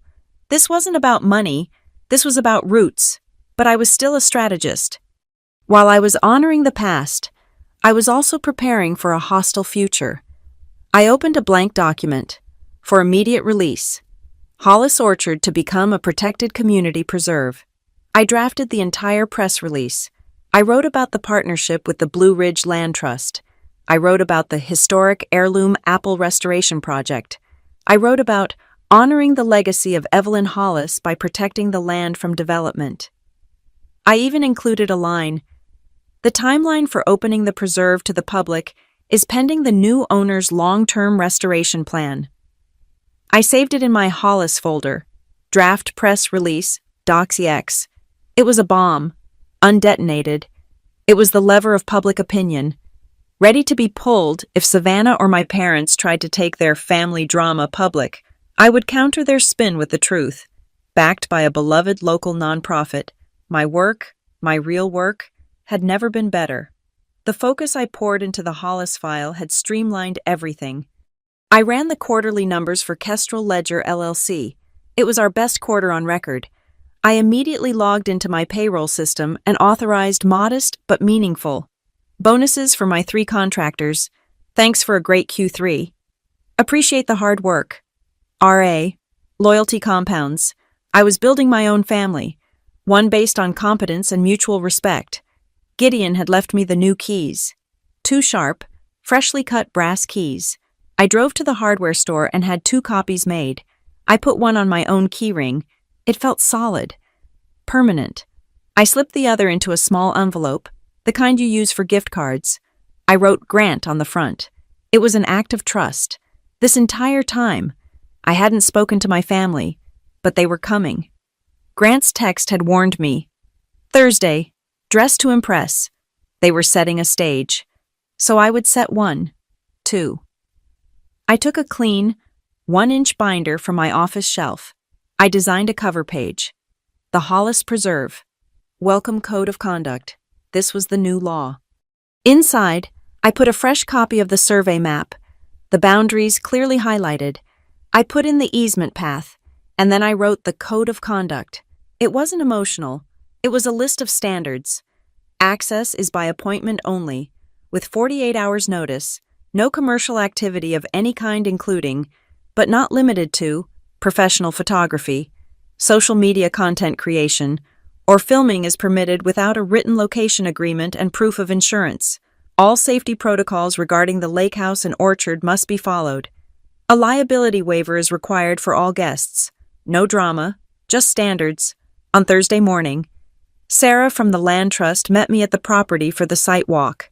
The air was misty, the ground damp. She was ecstatic. "It's even better than the maps," she said, her breath fogging. I wasn't in a manifesting dress. I was in my oldest jeans, a rain slicker, and work gloves I'd grabbed from my trunk. We spent an hour walking the shoreline, talking about erosion control and native plantings.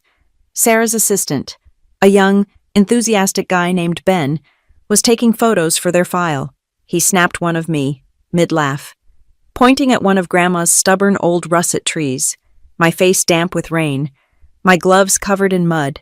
It was real sweat. It was not staged content. It was the absolute, polar opposite of Savannah's gate photo. Before I left, I stopped at the antique mall on the edge of town. I found what I was looking for in a dusty back stall, a blue enamel coffee pot, slightly chipped, heavy in my hand. It was just like the one Grandma used to keep on the stove. I bought it. Ritual has power. I would sit on that newly stabilized porch, drink coffee from that blue pot, and I would keep this place. It was my armor. It was 5:30 Poshima am. Thursday. Dinner was at 7. I sat at my desk. I opened my calendar. I found the invite from my mother. Family dinner, 7 p.m. I clicked edit. I deleted her title. I typed in a new one. At dinner, bring your best. I hit update all. Let them see that pop up on their phones. Then, I began the final assembly. I took out the $39 navy blue leather folio. I took out the ream of heavy, cream-colored paper. I printed 3 complete sets. The printer hummed, each page landing in the tray like a verdict. Page 1, the recorded transfer on death deed. Page 2, the recorded affidavit of death of transfer or index 7789B. Page 3, the recorded declaration of easement control. Page 4, the full insurance policy declaration page. Page 5, the Blue Ridge Land Trust preliminary approval letter $240,000. Page 6, the Hollis Preserve Code of Conduct. I picked up my 3-hole punch. The chunk. Chunk? Chunk was the only sound in the room. It was methodical. It was satisfying. I pulled out a set of crisp, white divider tabs. I labeled them. My handwriting clear and steady. Deed, easement, credit, insurance.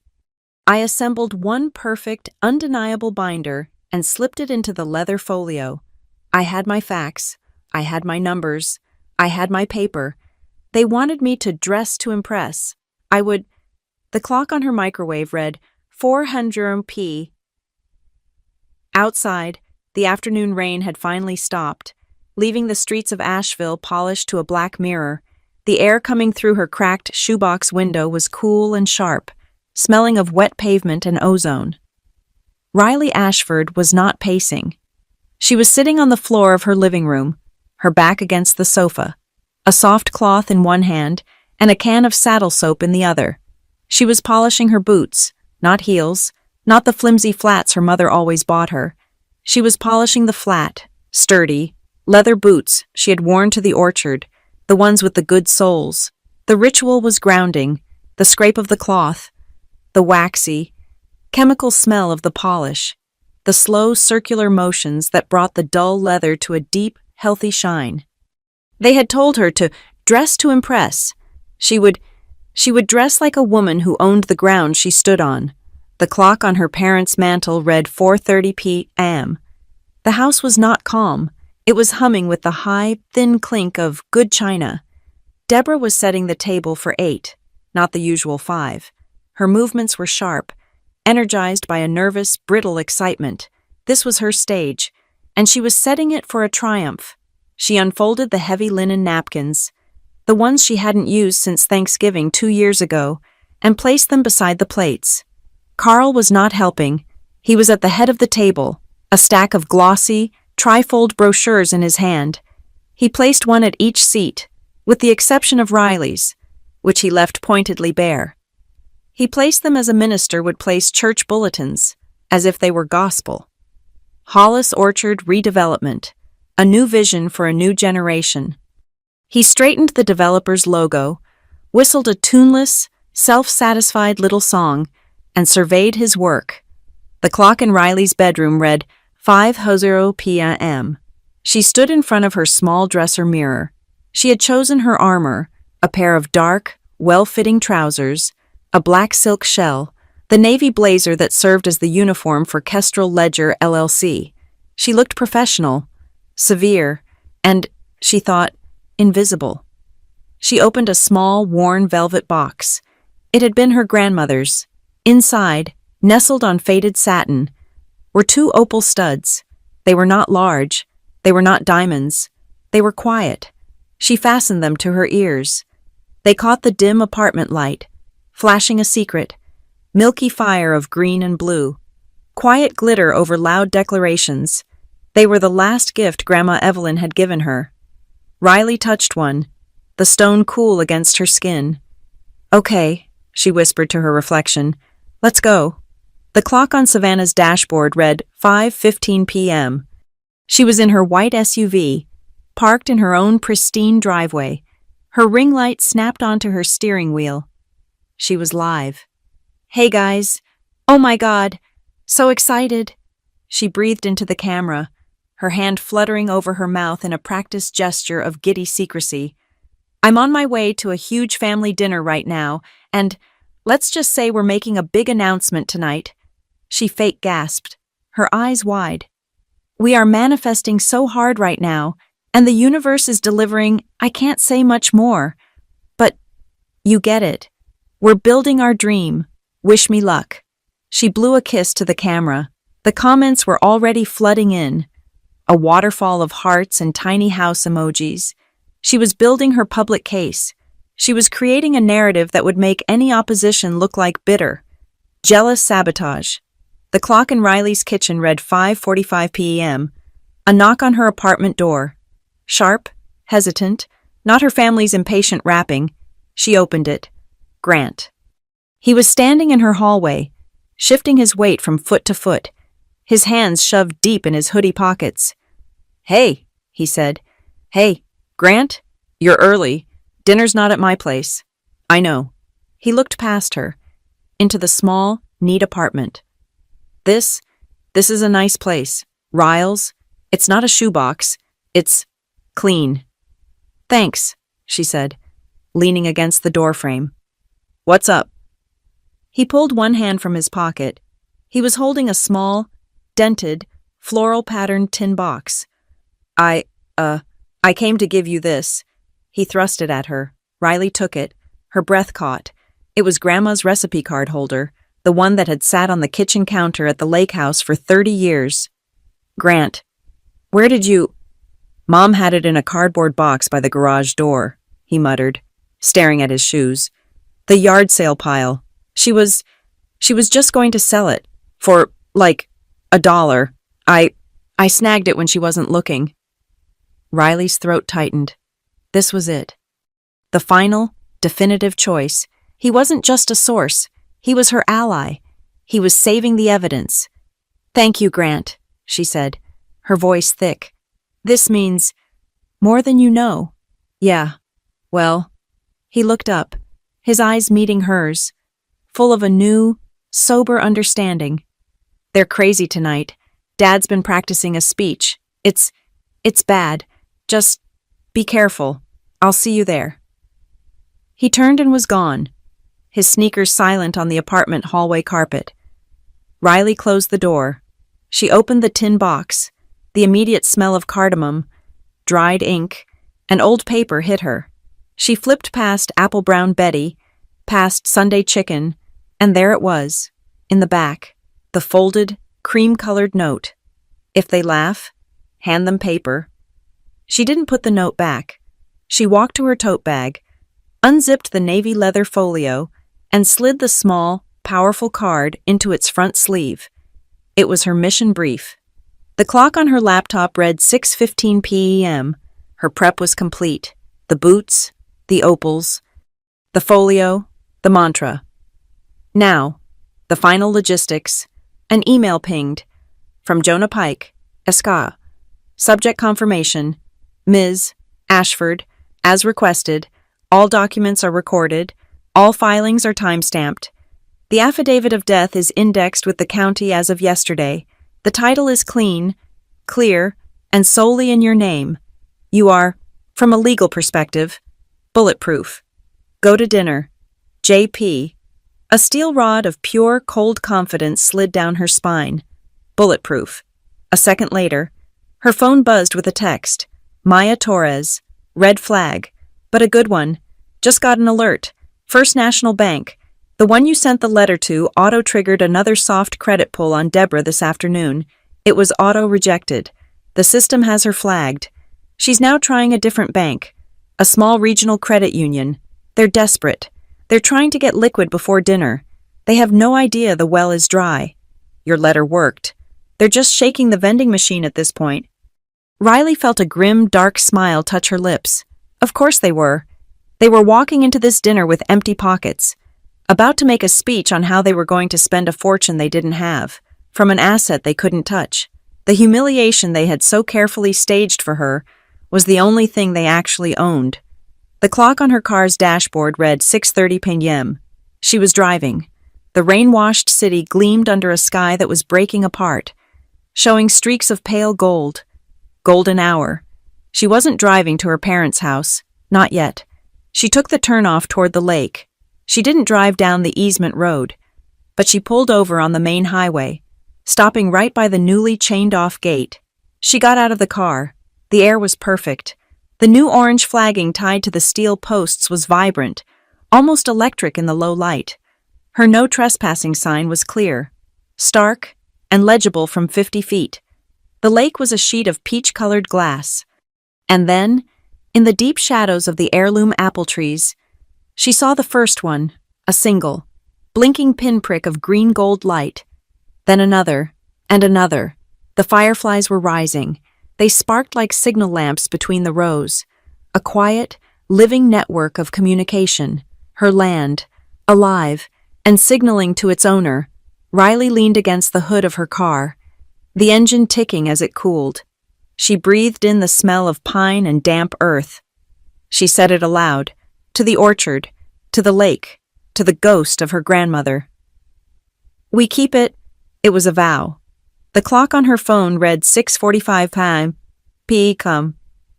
She was back in the car, parked on a quiet side street 1 block away from her parents' house. She would not be late. She would not be early. She would arrive at 7:00 p.m. precisely. Her phone buzzed in her hand, a text from Aunt Lou. "Riley, dear, just a reminder we're having guests. Wear something cheerful. Your mother is trying so hard. Please, try to make an effort." Riley looked at the message.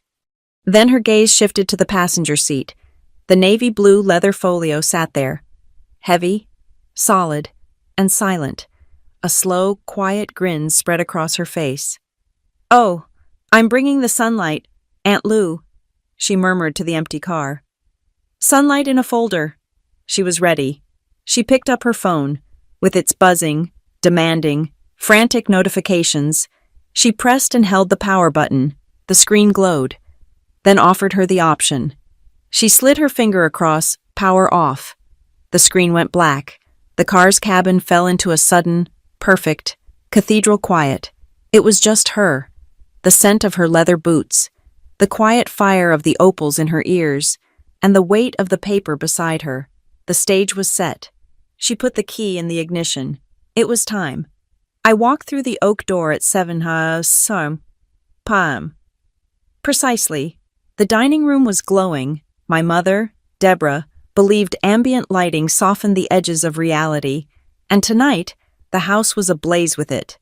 Lamps in every corner, candles on the sideboard.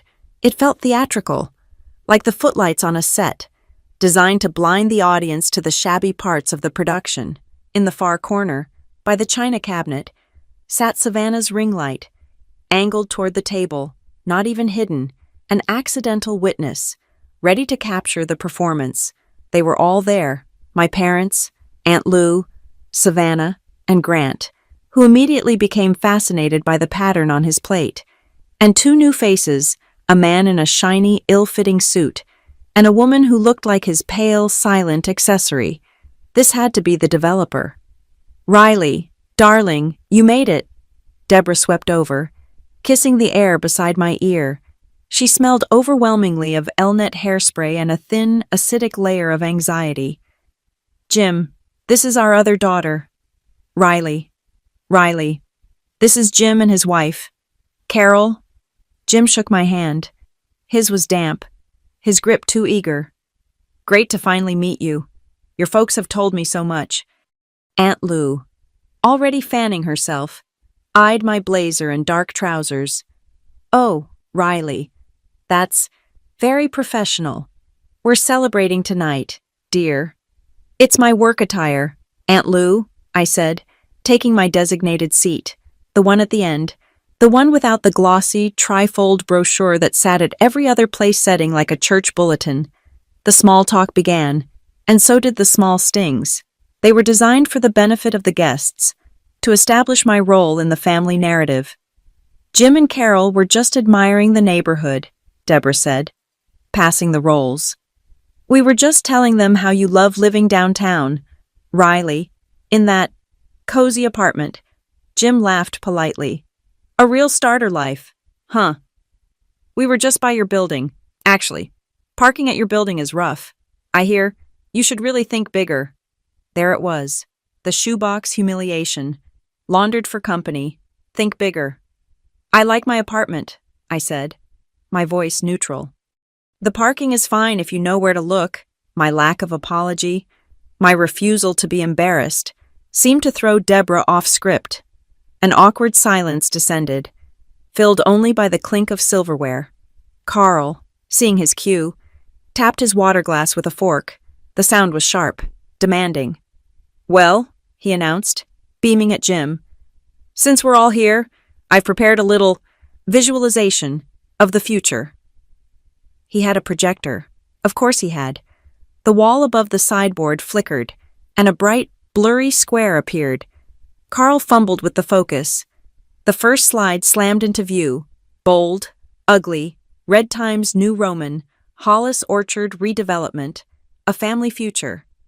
As you all know, Carl began, his voice adopting the smooth, confident cadence he used on the golf course.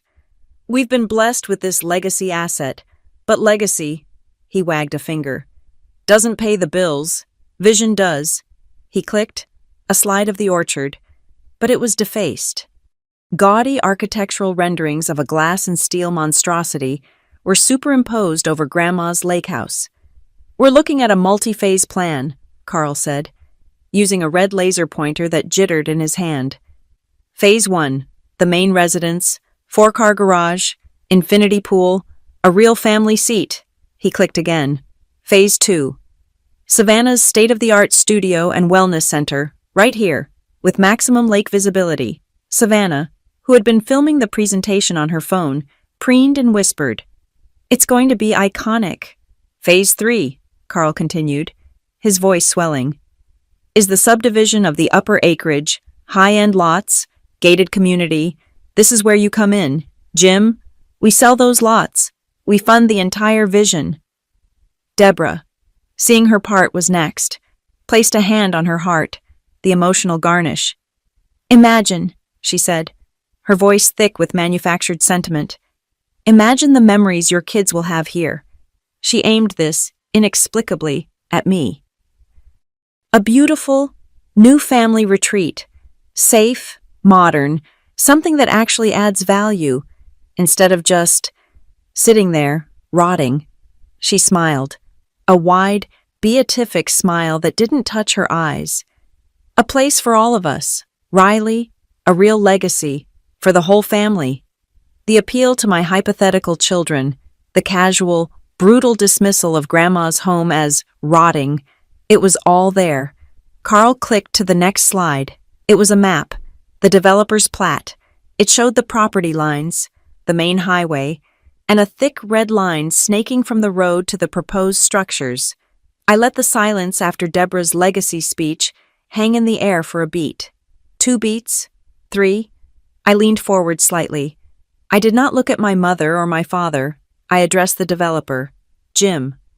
It's an ambitious plan, I said. My voice was calm, measured.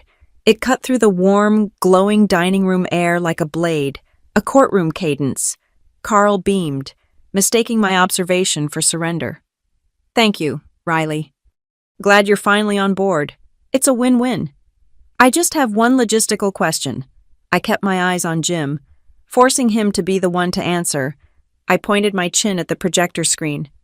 That access road, the red line, which road will your trucks use? Jim leaned forward, happy to be in his element. Oh, the existing one. Of course. We'll widen it, pave it properly. But using that paved easement is the key. Saves us a fortune in blasting. It's the only way in from the highway. Exactly, Carl boomed, gesturing confidently at the screen. That road is the asset that unlocks the rest of the asset. I nodded. The only road? The only one, Carl affirmed, his smile wide. triumphant. He was oblivious. He had just confidently placed his head on the block. I see. I reached down to the black tote bag resting by my polished boot. I pulled out the navy blue leather folio. It was heavy with paper. It made a solid, definitive thud as I placed it in the center of the table, on the gleaming oak, right next to the butter dish. The sound was not a sound of dinner. It was a sound of business. Every fork stopped. Mid-air, Aunt Lou's hand, holding her sweet tea, froze halfway to her mouth. Carl's smile tightened. A flicker of annoyance in his eyes. Grant, I saw from my periphery, sank lower in his chair, his head bowed. He knew what that folio meant. Deborah, ever the hostess, forced a laugh. It was a full octave too high. Goodness, Riley, what's this so formal? Don't tell me you brought work to a family celebration. She winked at Carol, the developer's wife. Is this your apartment wish list, sweetheart? Did you finally decide to think bigger? The shoebox joke. One last time. I didn't smile back. I looked at her, and then I slowly, deliberately, unzipped the folio. The sound cut through the room, sharp and decisive as a blade being drawn. I opened the cover. I flipped to the first section. The tab, white and crisp, was labeled in my own clear hand, Deed.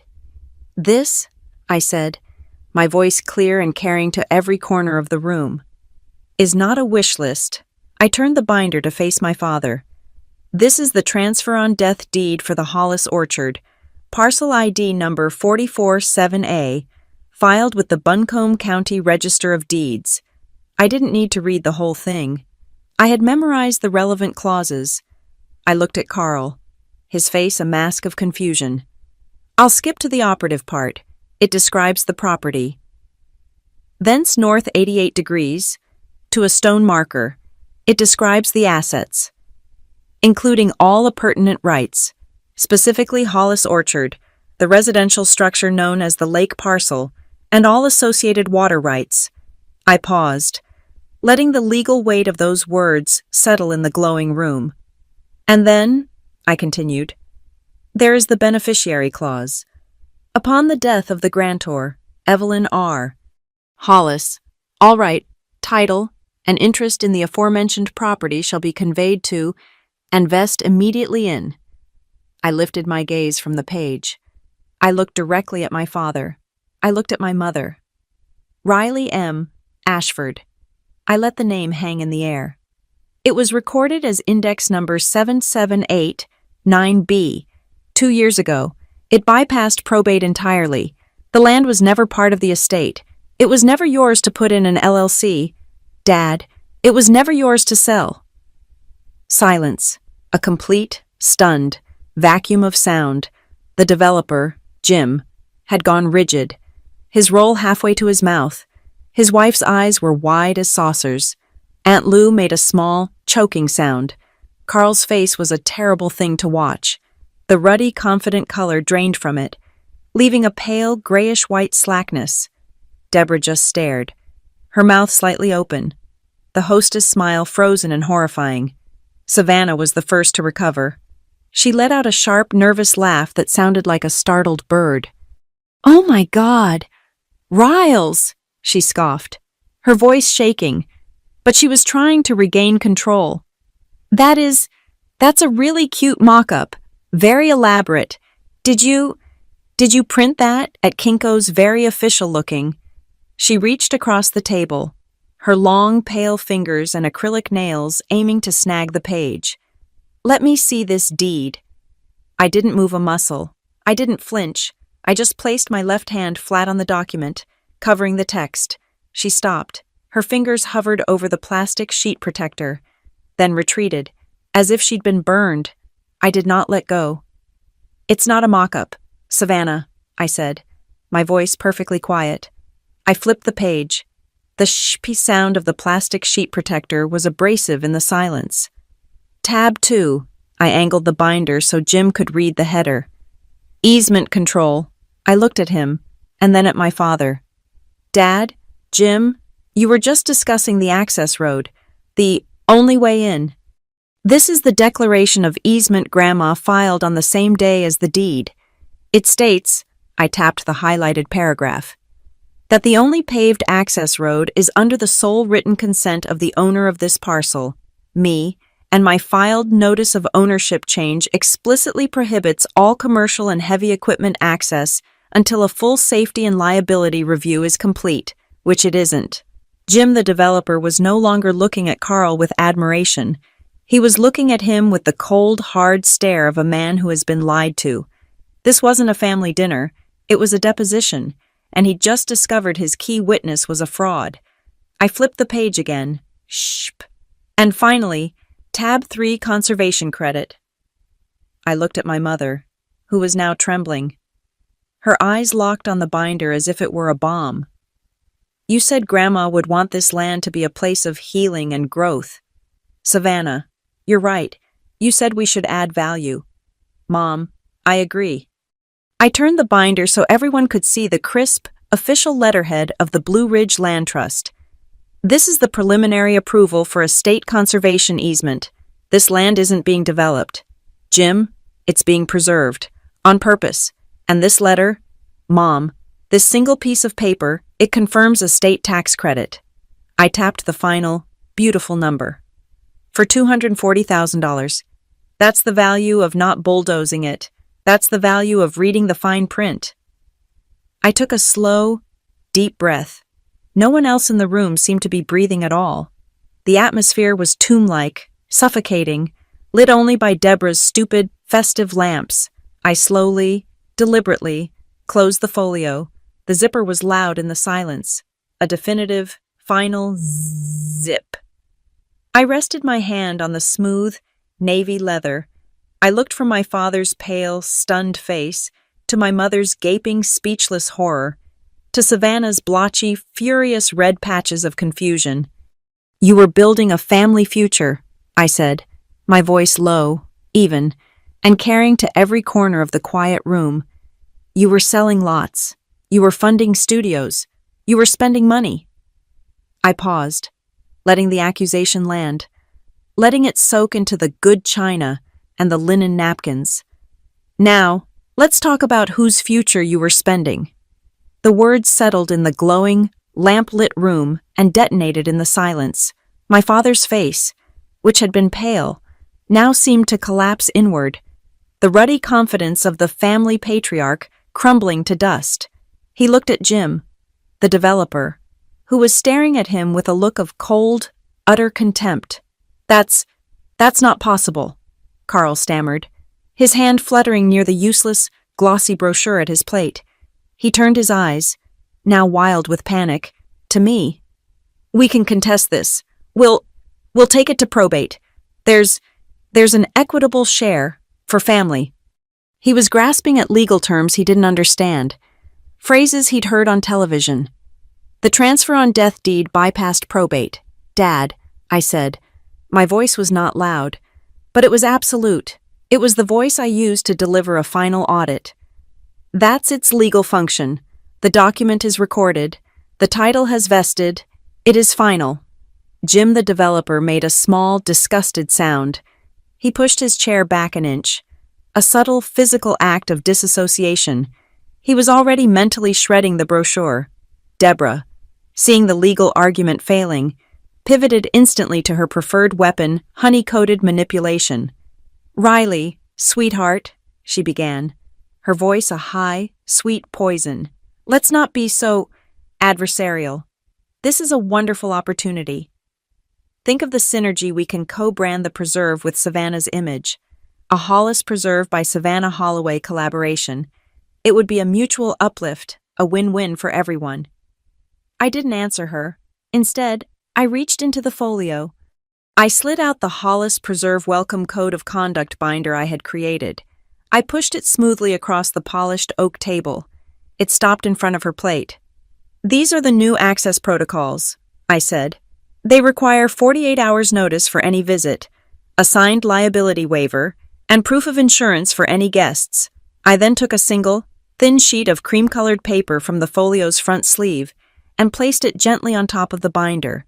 The title was simple, Filming Content Creation Policy. And this, I said, my eyes finding Savannah's, stipulates that there will be no commercial photography or social media content creation of any kind on the property without a written location agreement and a fee. Savannah's face, which had been a mask of confused fury, contorted into pure rage. The curated wellness guru vanished, replaced by the spoiled child who had her toy taken away. "You can't do that," she shrieked, her voice cracking. "That's my brand. That's my launch." She lunged, her hand shooting across the table, her acrylic nails poised to snatch the page, but another hand got there first. Grant's, his hand, broad and steady, landed flat on the paper, covering it completely, stopping her inches away. He didn't look at her. He was looking at the page, his jaw tight. "Read it, Savannah," he said. His voice wasn't loud, but it was heavy. It was the steadiest thing in the room. He had chosen his side. I reached back into my folio. I pulled out 2 more single-page documents. I placed them in the center of the table, on top of my closed folio, like a final offering. "And for you, Jim," I said, my voice calm. "And for you, Dad, these are courtesy notices. One is for First National Bank. The other is for your development company." I looked at my father, whose eyes were darting from the papers to Jim's furious face. "They're just copies," I said quietly. "The originals were emailed to your underwriting departments. They were time-stamped at 6:55 p.m. 5 minutes before I knocked on the door. Jim the developer looked at the paper, then at me. A slow, grudging respect dawned in his eyes. He wasn't mad at me anymore. He was mad at Carl for wasting his time, for trying to sell him a house he didn't own. He had been made a fool, and my paper trail was his exit. "Family reputation," Aunt Lou suddenly sputtered, her fan beating the air furiously. "What will people think airing our laundry like this, in front of guests?" I didn't look at her. I simply reached out and tapped the top page of the folio, where the letter from the Blue Ridge Land Trust was visible through the plastic. "This," I said, my voice cutting through her panicked wheezing, "is our reputation now, a protected preserve, not a failed subdivision. That's the story that will be told." "We needed that money," Carl muttered. It wasn't a shout. It was a low, guttural confession of absolute defeat. The truth, finally, stripped of all its bluster. He looked old, and small, and pathetic. My eyebrow lifted. Just a fraction. "From a parcel Grandma preserved and deeded to me for the exact reason you're proving right now," I said. Deborah made one last, desperate pivot. She had lost the legal fight. She had lost the business argument. All that was left was the raw, emotional appeal to entitlement. "Riley, please," she begged, her eyes filling with tears that looked genuine only from a distance. "This is a misunderstanding. At least deed us the lake house. Just the house. Savannah's launch party is booked. The caterers. The invitations. It would ruin her. Ruin her." I stared at my mother, at her complete, unshakable belief that even now, after all of this, Savannah's party was more important than my grandmother's will, than my ownership, than the law. I slowly, deliberately, unzipped the folio one last time. They all leaned in, expecting one final, damning document. I opened it. I flipped to the very last tab. There was no paper, just 2 brass keys, tied together with a simple blue ribbon, Gideon's new keys. I took them out. The keys to the lake house, the keys to my home. I set them on top of the closed leather folio. Where they glinted under the chandelier light, the room held its breath. Deborah's eyes lit up with a wild, desperate hope. Was I giving in? I placed my fingers on the keys, and then I slid them back across the folio, away from her, toward myself. It was a quiet, final, devastating no. I stood. My chair made a soft scraping sound against the hardwood floor. My voice was low, even, and stripped of all emotion except a cold, hard clarity. "You laughed at my apartment," I said. looking from my mother to my father to my sister. You called it a shoebox. You told me to think smaller. I placed my hand flat on the leather folio. Here's the paperwork you forgot to respect. I turned my head and pointed with my chin to the fireplace mantel, to the silver frame that held the only honest witness in the room. Her estate isn't a punchline, I said. It's not your slush fund. It's not Savannah's backdrop. I looked back at them. My family, my adversaries, the stunned guests. It's preserved, and it's mine to steward. I gathered the folio. It was heavy in my hand, a shield made of facts. The opal studs in my ears caught the light from the chandelier. A flash of quiet. Secret fire. Around the table, chairs creaked, breath caught in throats. In that single, silent, stretched-out moment, the room finally understood. The power had not just shifted, it had been transferred, recorded, final. I turned and walked away from the table. I did not look back. My footsteps were steady on the polished floor. My hand closed around the cool brass of the front doorknob. The latch clicked open. And the scene freezes on my hand, closing the door behind me. The leather folio tucked securely under my arm. Thank you so much for listening to my story. I'd love to know where you're listening from. So please drop a comment below and let's connect and share our thoughts. If you enjoyed this, please consider subscribing to the channel and giving this video a like. And if you'd like to help this story reach more people, please hit that hype button to give it an extra boost. It really helps the channel grow.